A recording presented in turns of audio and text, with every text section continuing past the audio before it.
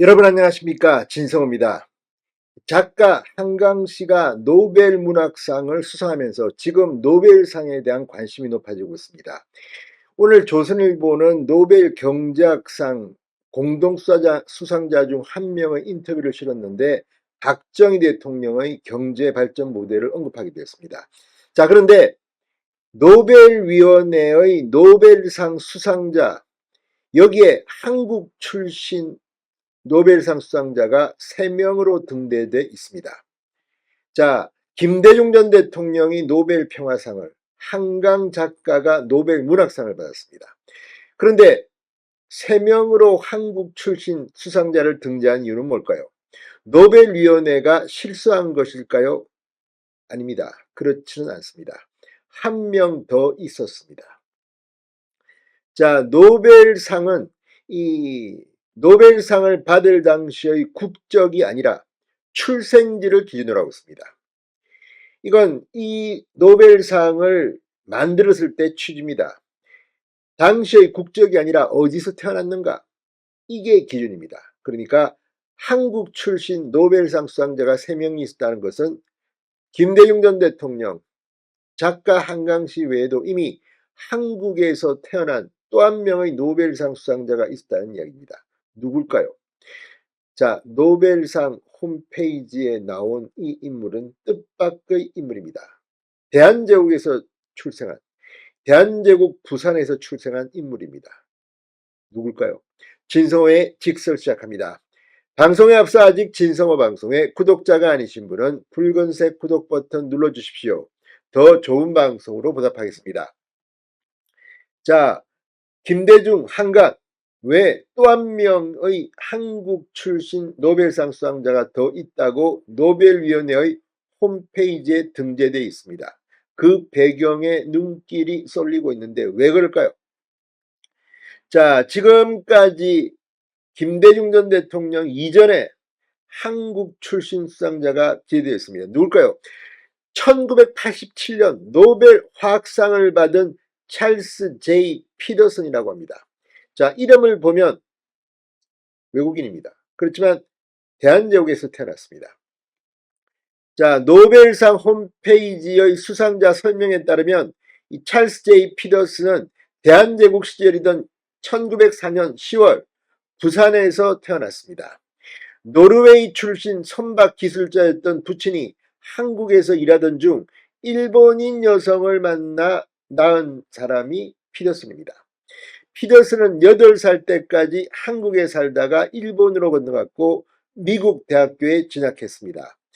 MIT 공대에서 석사학위를 취득한 뒤 미국 듀퐁사의 잭슨 연구소에서 일하던 중 크라운 에테르라는 유기화물을 발견한 공로로 노벨 화학상을 수상했습니다. 수상 당시 피더슨의 국적은 미국이었습니다. 그렇지만 노벨위원회는 국적이 아니라 출생지를 기준으로 그를 한국 출신으로 분류했습니다. 그래서 지금 공식적인 노벨위원회의 홈페이지에 한국 출신 노벨상 수상자는 3명으로 등재된 이유입니다. 자, 노벨상을 만든 알프레드 노벨, 후보자의 국적을 고려하지 말고 상을 주라는 유지를 남겼고, 노벨위원회는 홈페이지에 수상자의 국적이 아니라 출생지와 소속 기관, 수상 이유 등만을 명시하고 있습니다. 그 이유는 여러 가지 정치적 이런 걸 고려한 이 알프레드 노벨의 유지였던 것으로 보입니다. 자, 실제 한국 국적의 노벨상 수상자는 김대중 전 대통령, 두 번째는 한강씨입니다. 그럼에도 불구하고 또 한 명의 한국 출신 노벨상 수상자가 있었다는 것은 상당히 새로운 발견입니다. 자, 김대중 전 대통령은 2000년 노벨 평화상을 받았습니다. 한국인 최초의 노벨상 수상이라는 기록을 세웠습니다. 그리고 24년 만에 전혀 예상하지 못한 인물, 한강 작가가 노벨 문학상을 받았습니다. 자, 아시아 여성 작가 최초라는 타이틀도 거머쥐었습니다. 지금 노벨상과 관련해서 지금 많은 이야기가 나오고 있는데 오늘 아침 조선일보는 노벨 경제학상 수상자의 이야기를 실었습니다.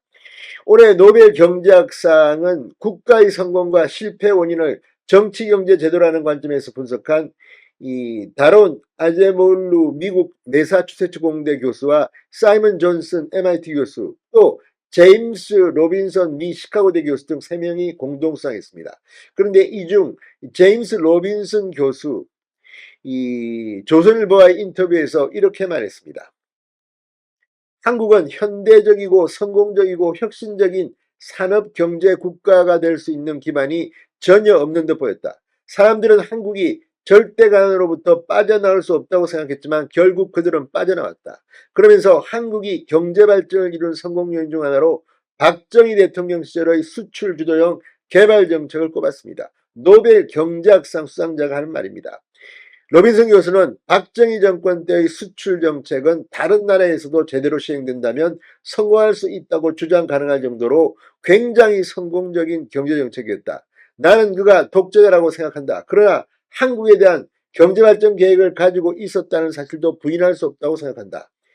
집권 후 한국은 민주주의 제도로 전환했는데 이는 박 대통령 시절의 폭발적인 경제 발전을 한국이 지속할 수 있게 된 원동력이라고 되어 있습니다. 자, 아무튼 노벨상과 관련한 이슈들이 지금 대한민국 언론의 헤드라인을 장식하기 시작했습니다. 진성호의 직설이었습니다.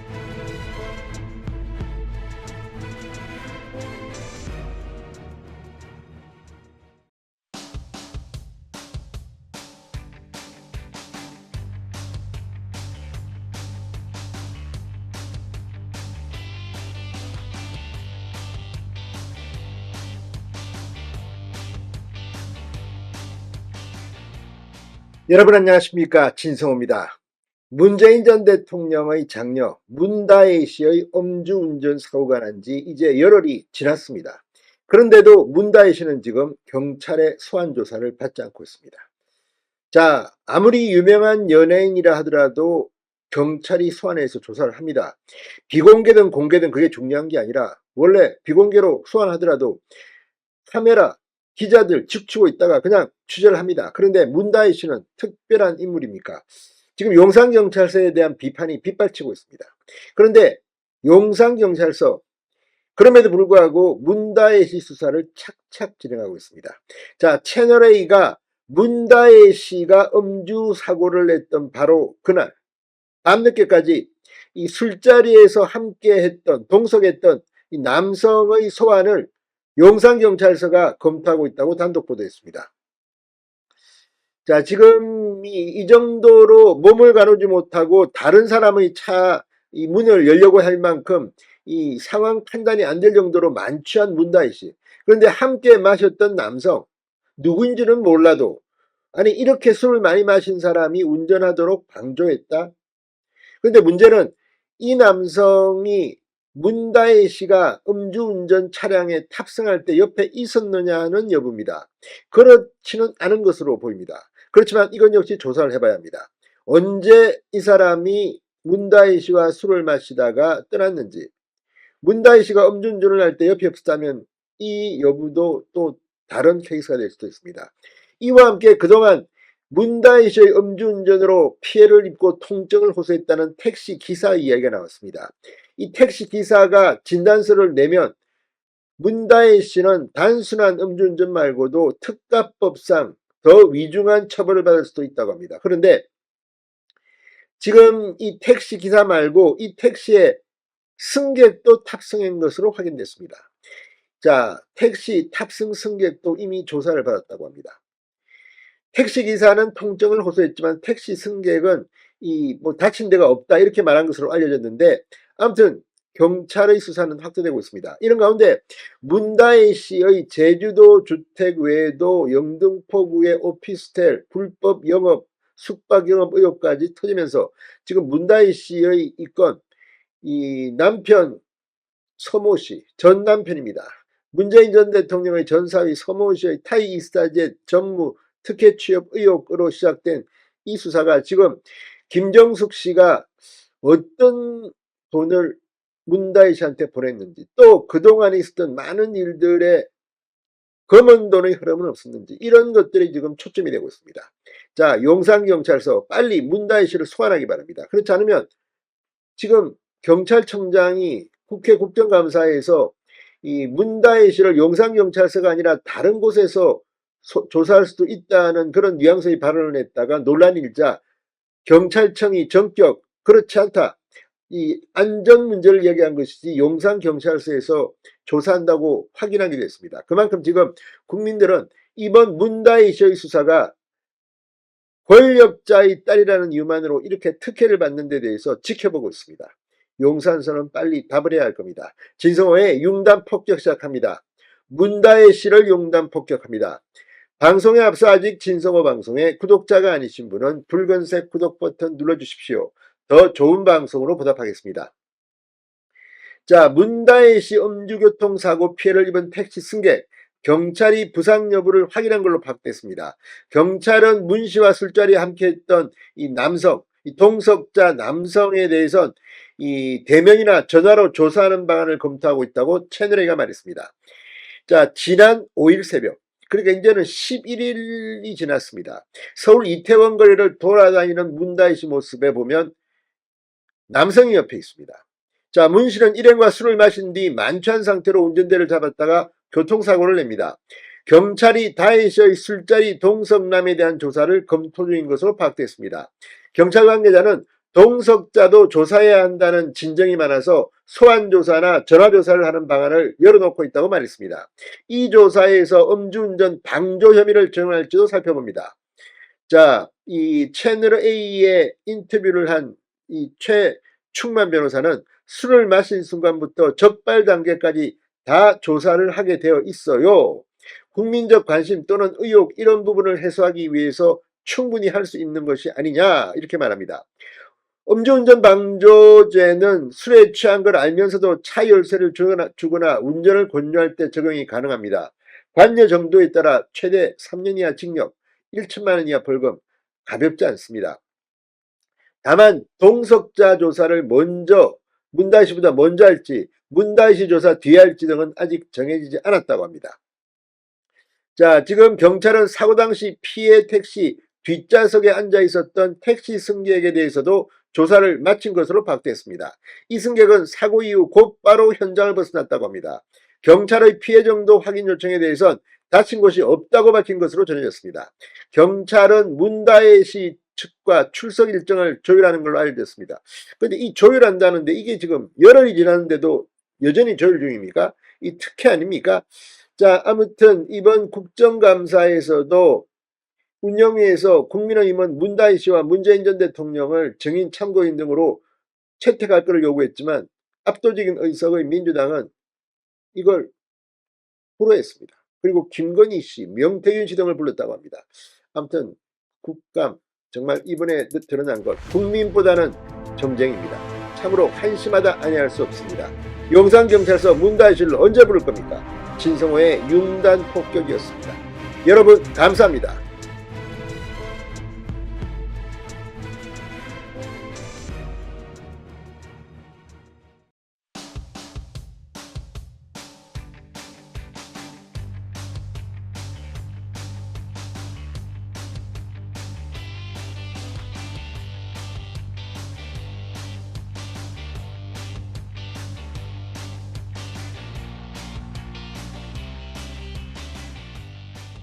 여러분 안녕하십니까, 진성호입니다.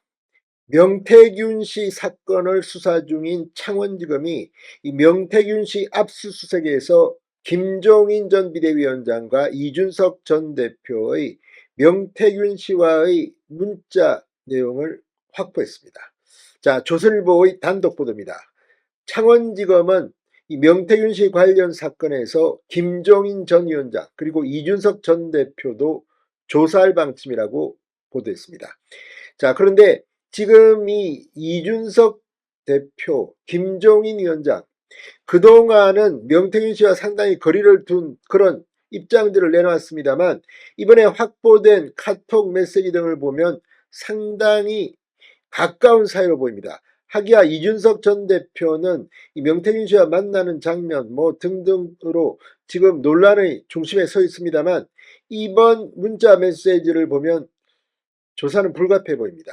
물론 예단을 가질 수는 없습니다. 그럼에도 불구하고 지금까지 명태균 씨를 통해서 윤석열 대통령, 김건희 여사를 집중 공격해왔던 야권이 이번에는 되치기를 당할지도 모릅니다. 뿐만 아니라 지금 명태균 씨의 이 직접적인 윤 대통령, 김건희 여사와의 문자 메시지나 통화가 아니라 지금까지는 명태균 씨가 말한 것을 들은 명태균 씨 관련인들이 명태균 씨가 이 통한 내용들을 공개하면서 일방적으로 한 발언을 사실처럼 지금 언론에 흘리고 있습니다. 이 문제도 사실 확인이 필요합니다. 직접 김건희 여사, 윤석열 대통령이 나온 게 아니라 본인이 뭐 좀 이 뻥을 쳤는지 또는 뭐 과장돼서 표현했는지는 알 수 없습니다만, 내가 말이지 뭐 명태균 씨가 뭐 이 하는 말을 들었는데 김건희 여사로부터 어떻게 하고 윤 대통령과 어떻게 하고 이런 말들을 간접적으로 들은 걸 가지고 지금 침소봉대하는 게 아니냐는 비판이 나오는데, 이번에 나온 것은 간접적으로 한 게 아니라 김종인, 이준석 이 두 사람과 명태균 씨가 직접 나눈 카톡 대화로 보이기 때문에 충격이 더 큽니다. 검찰은 공천 개입 정황을 포착한 것으로 보입니다. 진성호의 직설 시작합니다. 방송에 앞서 아직 진성호 방송에 구독자가 아니신 분은 붉은색 구독 버튼 눌러주십시오. 자, 윤석열 대통령 부부 공천 개입 의혹을 수사하고 있는 검찰이 이번에는 김종인, 이준석 이 두 사람을 조사할 방침인 것으로 전해졌다고 조선일보가 단독 보도했습니다. 지난 11일 공천거래 혐의로 구속영장이 청구된 명태균 씨가 여러 선거 공천에 개입하는데 이들이 관여한 정황을 포착했다는 겁니다. 자, 조선일보에 따르면 창원지검 이 전담수사팀 팀장 이지영 차장검사는 지난달 압수수색을 통해 명태균 씨가 미래한국연구소에서 쓰던 PC에 남아있던 카카오톡 대화 내역을 확보했습니다. 여기에는 2022년 5월 9일 오전 0시 20분쯤 당시 국민의힘 대표였던 이준석 의원과 명태균 씨가 나눈 카카오톡 대화가 포함됐습니다. 이준석 의원이 먼저 윤 당선인이 김영선은 경선을 해야 한다더라 라는 취지의 메시지를 보내자 명 씨가 전략 공천인 것으로 안다, 확인해 보겠다 이렇게 답했다고 합니다. 이날이 5월 9일 윤 대통령과 했다는 그날이기도 합니다. 이 의원과 명 씨는 김건희 여사, 국민의힘 재보궐선거 공천관리위원장이던 윤상현 의원, 함성덕 경기대학교 정치전문대학원장 등의 이름을 언급하며 공천이 무산될 경우 대응 방안을 논의하는 대화도 나눈 것으로 전해졌습니다. 이준석이 윤석열 당선인이 김영선 경선한다던데요. 명태균 전략공천으로 알고 있다. 확인해 보겠다. 아무튼 지금 이 문자가 나온 뒤 명태균 씨가 윤석열 당선인에게 김영선 공천 부탁드린다는 내용의 카카오톡을 한 것으로 알려졌습니다. 자, 그리고 민주당이 공개한 윤 대통령 당선인이 김영선 좀 해줘라 그랬는데 말이 많네 당에서 이 대화가 나옵니다. 자, 이 명 씨는 날이 밝자 대통령 취임을 하루 앞둔 윤 대통령에게 당신은 당선인 신분입니다. 이 메시지를 보냈다는 겁니다. 자, 통화가 끝난 뒤 명태균 씨는 이준석 의원에게 윤상현 의원에게 전화해 김영선 전략공천 주겠다고 말씀하셨다는 취지의 메시지를 보냈다는 겁니다. 자, 이걸 보면 지금 이준석 의원, 명태균 씨와는 상당히 각별한 관계로 보입니다. 왜 당대표였던 이준석 의원이 명태균 씨와 이런 내용을 주고받았을까요?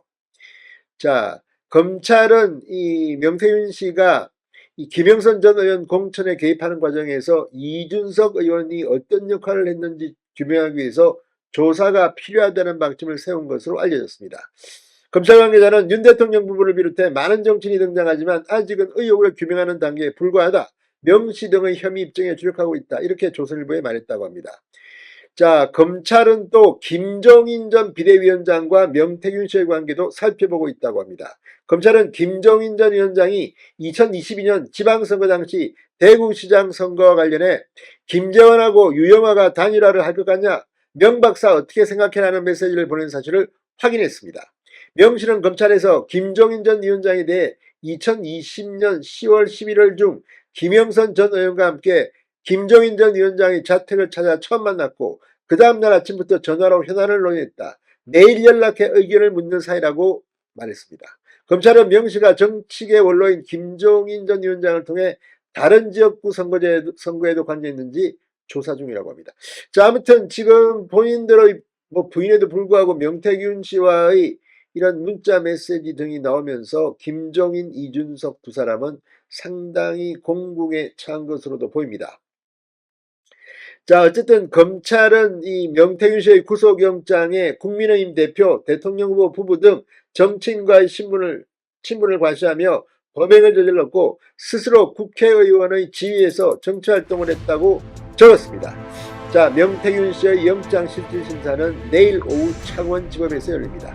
진성호의 융단 폭격이었습니다. 여러분 감사합니다.